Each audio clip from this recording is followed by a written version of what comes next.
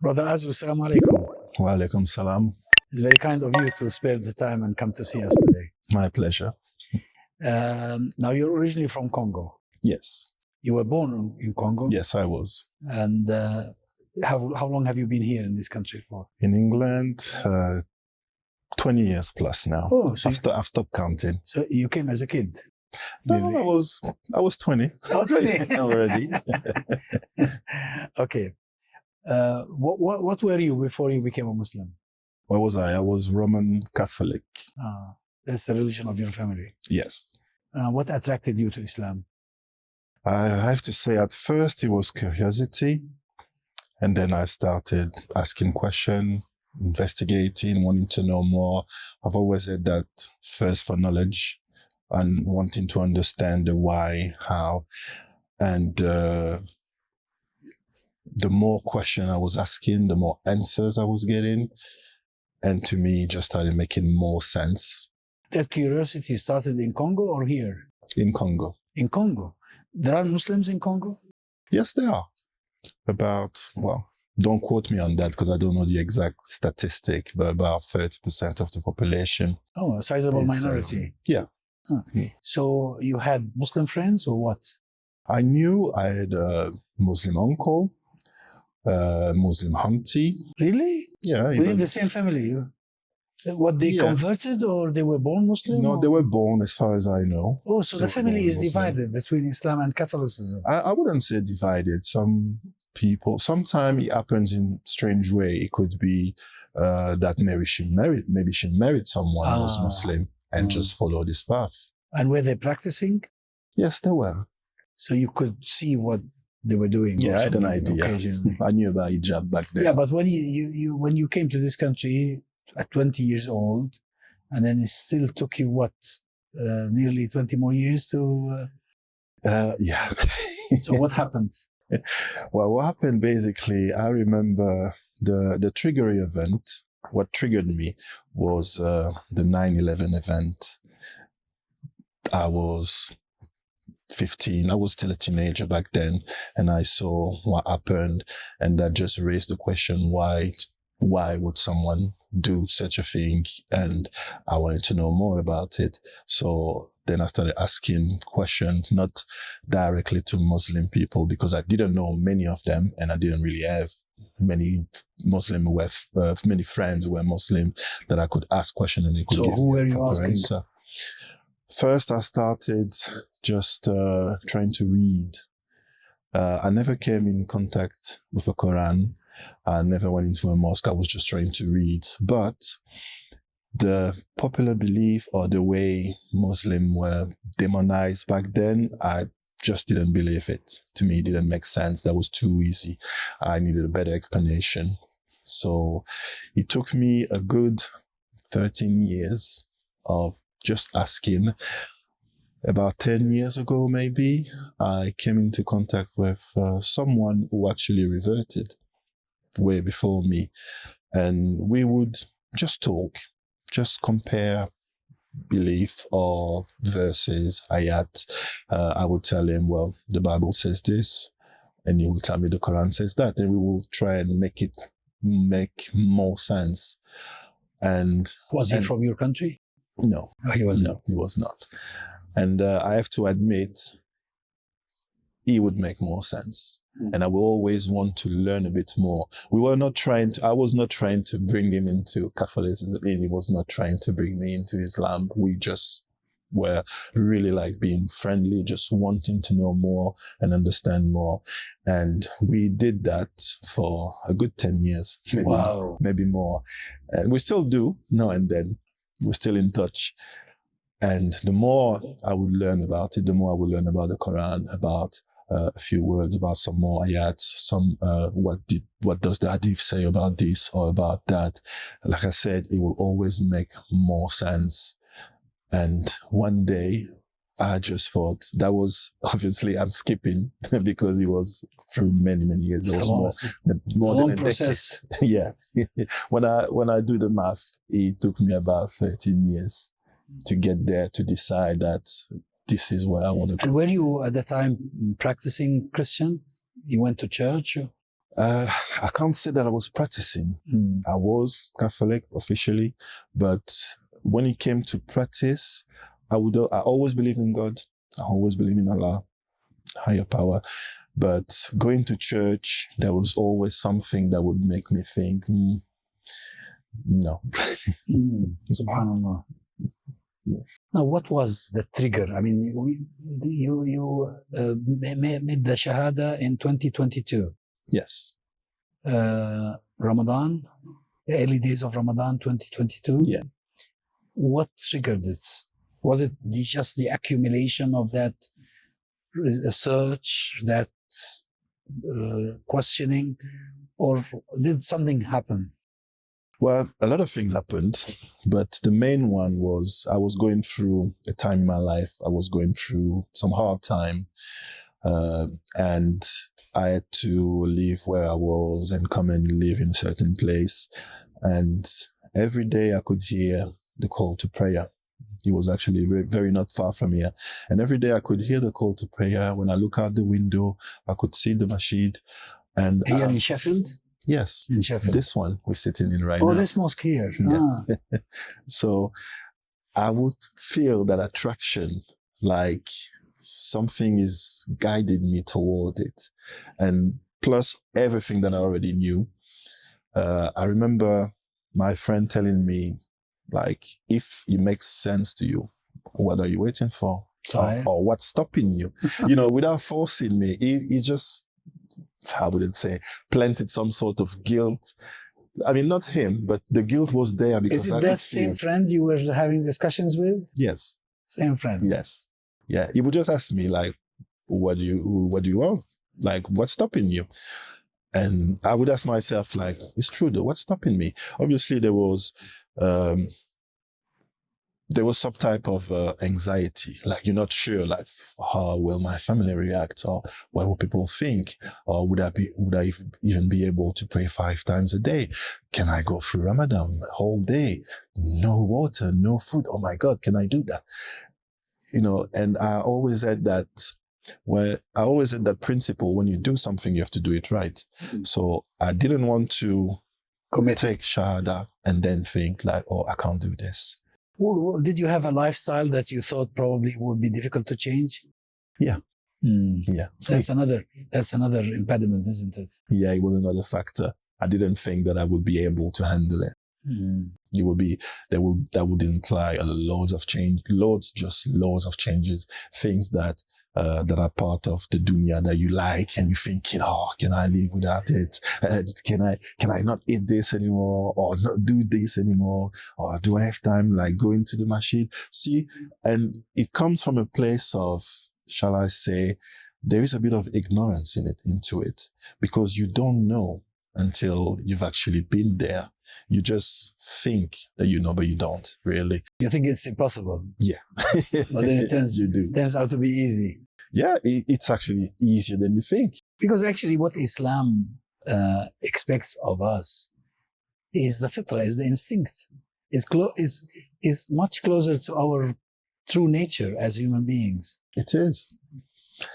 And during all those years, I started doing certain things, deprive myself of certain things that I should anyway, without even realizing it. Like I will spend a day without eating, simply because I'm busy, just doing things, and I will not eat nothing and just come back at night and think like, oh yeah, I need to eat something now. So, and then I realized like, well, if I can do that, I just need to do it for 30 days, and that's Ramadan. So why not try? And first Ramadan, just before actually I reverted, I remember Ramadan started, and I told myself, let me try. I would like to do it. And I did. So you started fasting before embracing Islam? Yeah. Before embracing it officially. Because in my heart, it was already there. Yeah. I could feel it. I just didn't want to take it lightly. So first day of Ramadan, I fasted like everyone else. And then at the end of the day, Maghrib time, I just had something to eat, and I just felt good about it. And then Second day, I told myself, you know what? Let's just go and do Shahada, because now I want to make it official. Instead of trying to ask myself questions, because sometimes it's just this avalanche of questions that just holds you back. And to me, it's like the shaitan whispering in your ear, making you doubt yourself. Oh, can you do this? Can you do that? And so I did I answered one question myself by just doing that one day. No water, no food, no nothing. And no big deal. Survived. And then told myself, instead of asking myself more questions and bring more doubt, I will just make that step. So you came to the mosque. I came here. Now, since you came to England at the age of 20, have you been living alone or with your family? Family. So the family came with you, or you came with the family? No, just brother, and then I was married for a time, and separated. But it was more not my direct biological family, more people that I've met. But they must have come to know about your they know version after that. What was their response? Was your family religious? Yeah. Yeah, very, very, very, very, very so religious. They found it difficult, probably. Not really. No. Is it because they were already members of the family who were Muslim? No. They were. My mother personally was very supportive. Oh, really? The day I told her about it, because I was asking myself, like, how would she react, and what would she do, or what would she think? Because she raised me through Roman Catholic belief all my life, and I don't dismiss them, not all of them, because there is a bit of truth in there, but it's just the way it's interpreted. I'm not going to go into that debate. So I remember the way it happened. We were just talking on the phone, and she said something to me, and I said, Inshallah. And she asked me, "Are you Muslim now?" And I thought, yes. Subhanallah, it just came like that. Yeah, it just came like that. I just thought, I'm not going to lie about this. I'm not ashamed of it. So, and I have to tell you one day anyway. So, yes, I am. And it took some time to process, obviously. Maybe she thought I was kidding. Everybody else thought that I was maybe just throwing a joke. So everybody was waiting for the punchline, like, I remember my brother telling me, like, okay, just wait, see what she's going to say, and then tell her that it's not true. And I told him, it is true. Yeah, I'm not kidding. It's not a joke. And everybody just went silent for a bit. So I just gave them time to process the news. And then they came to me after, asking, like, so you were not joking? You really are Muslim now? Yes, I am. So you converted? Yes, I am. Just the usual questions. So that my coming out just happened like that. And but they were more supportive than I thought they would be, because I thought they would take it in a bad way, or maybe start to do some criticism.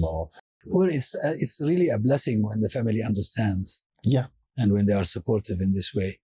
Has any of them shown curiosity as to ask you about Islam?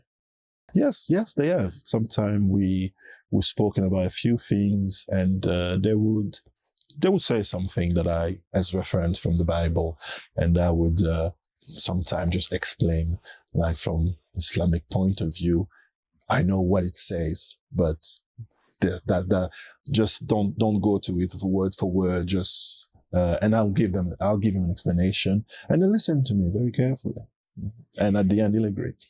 Now, usually, coming into Islam involves, as I mentioned earlier, a change in the way of life, or in some aspects of the way of life. Was that difficult for you? Were there any challenges on the way? Yes, there were. There's always challenges. We are here to be tested. But I can't say it was difficult. What was making it difficult was just myself. Because once I decided that I will not touch this anymore, and I gave myself the mean, it just happened. pork, alcohol, all of that. I've not touched it since,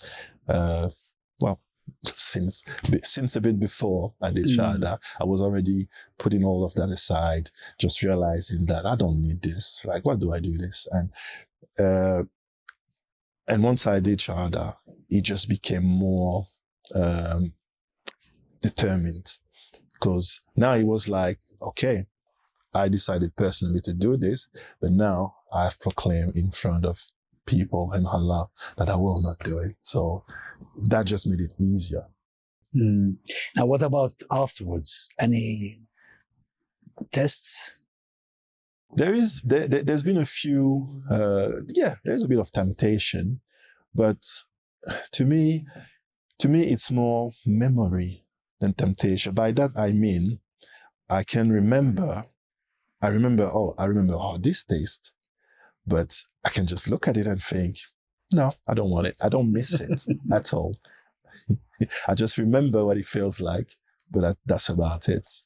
And if someone offer me a bit of it, as soon as I realize what it is, oh no, thank you.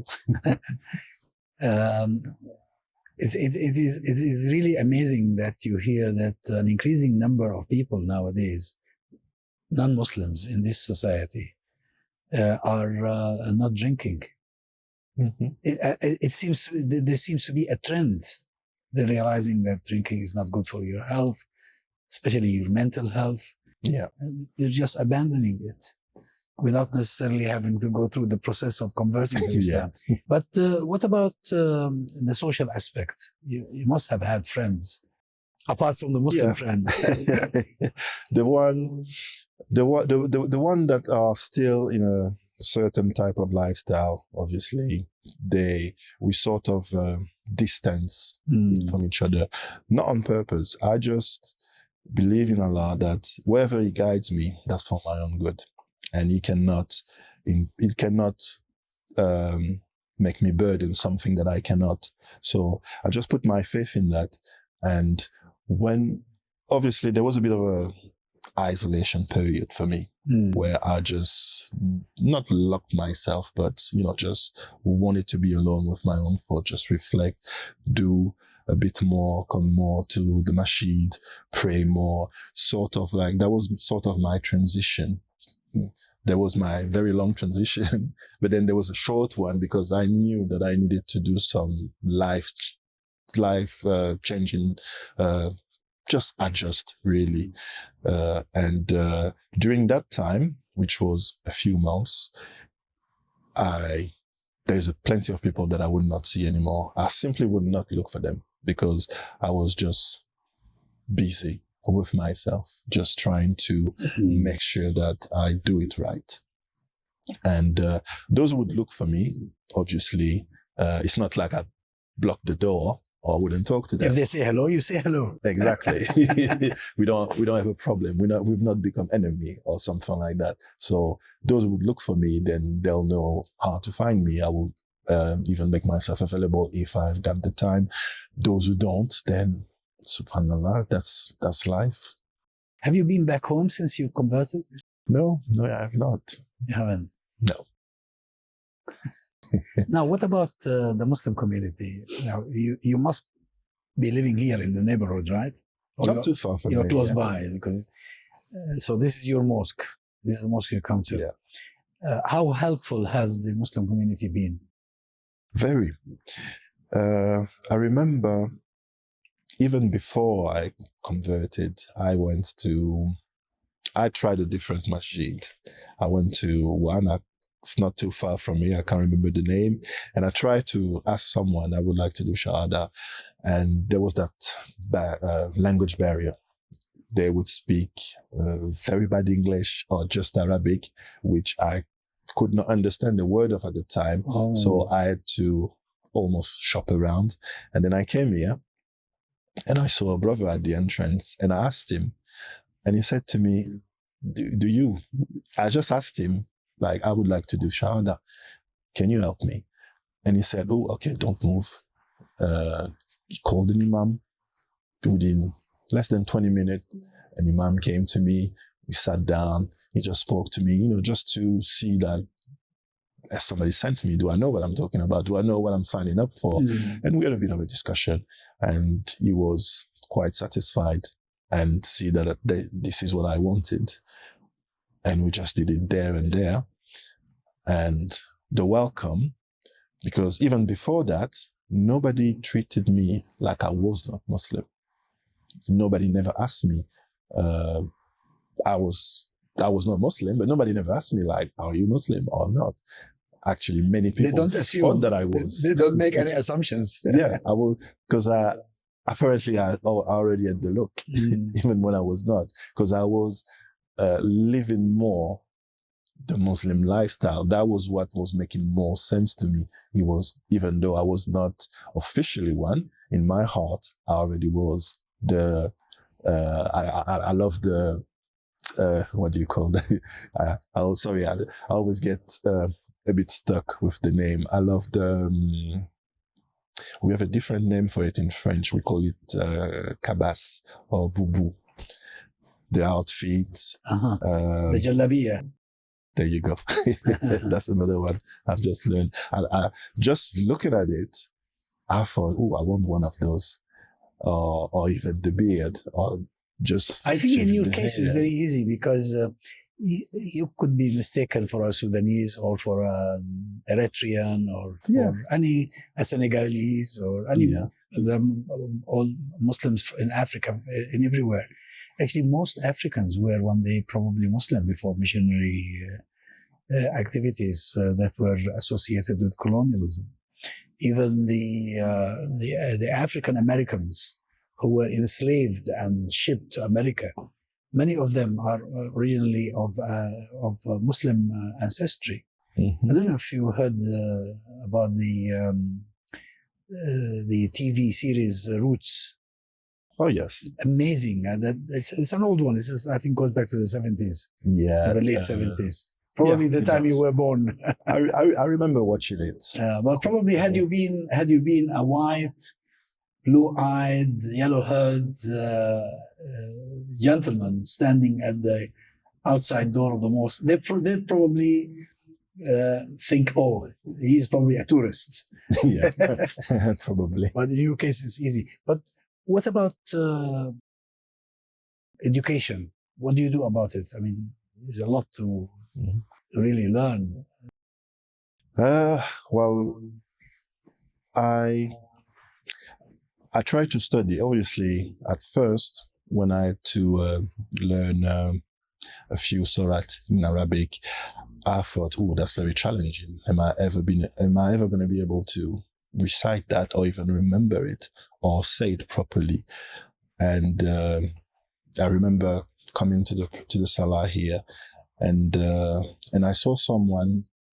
He was very, very friendly, and then I asked him, like, help me with this, because I would like to say what the Imam said, but I would like to say it properly. So every day after Salah, around just before Isha, we will just sit down and he will tell me, okay, do this, say it, try and repeat after me. And that's how we will do it. In the meantime, I will also try basically take some online courses. So to me, everybody who could give me some knowledge about it or try or hear me out and correct, I will just try and be next to them just so they can give me a bit more of insight. And aside from that, I also got regular new Muslim circles every Saturday here. So to answer the question you asked me earlier, the whole community has been very helpful. But there is one thing that I've noticed is, unless you ask, nobody's going to help you, because especially in my case, because I sort of look like I already know it when I don't. So you have to just go and ask. But once you do, everybody is very helpful. Yeah, sometimes also people are a bit anxious that if they are seen to teach you without you asking, that might be patronizing. Yeah. So they're a bit hesitant. So why not ask? It's your right. Exactly. It's their duty. It's your right to ask for knowledge, and it's their duty to help you. gain it. Exactly. So I also go, when it comes to education, I go by the principle that you have to seek knowledge, because knowledge will not seek you. True. Well, Brother Azwa, it's been a great pleasure really talking to you. Thank you very much. Likewise. Thanks a lot. Thank you.